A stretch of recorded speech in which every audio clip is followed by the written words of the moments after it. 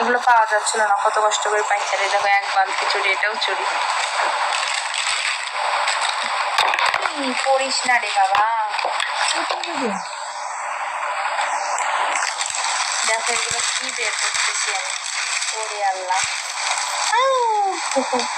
কত চুড়ি, চুড়ি আর চুড়ি। এগুলো হচ্ছে প্যাকেটিং হবে এখন। দেখো কত সুন্দর, মাশাআল্লাহ অনেক সুন্দর।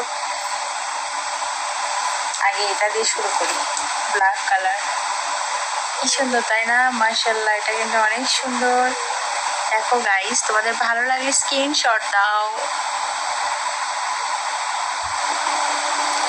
এই দেখো, এটা এরকম পজিটিভ লাগানোর মতোই আছে। এগুলো কিন্তু সেল হবে। বিসমিল্লাহ বলে শুরু করলাম, ব্ল্যাকটা দিয়ে শুরু করলাম, কারণ ব্ল্যাক কালার আমার বেশি পছন্দের কালার।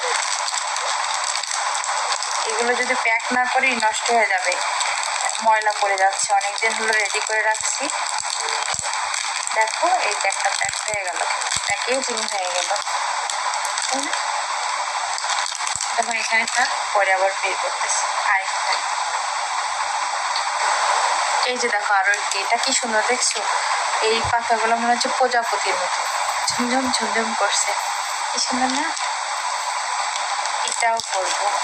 ওই এই তুলতে পারতেছি না।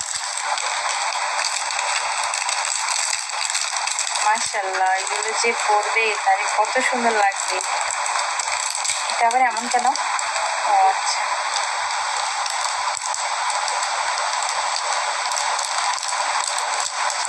দেখেছো কত কিউট না?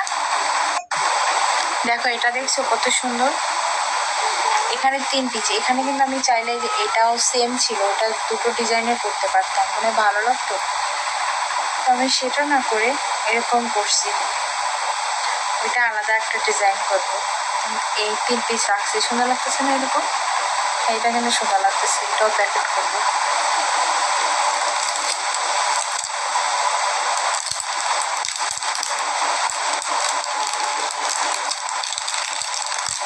আরো একটা প্যাকেট হলো, দেখছো কত সুন্দর।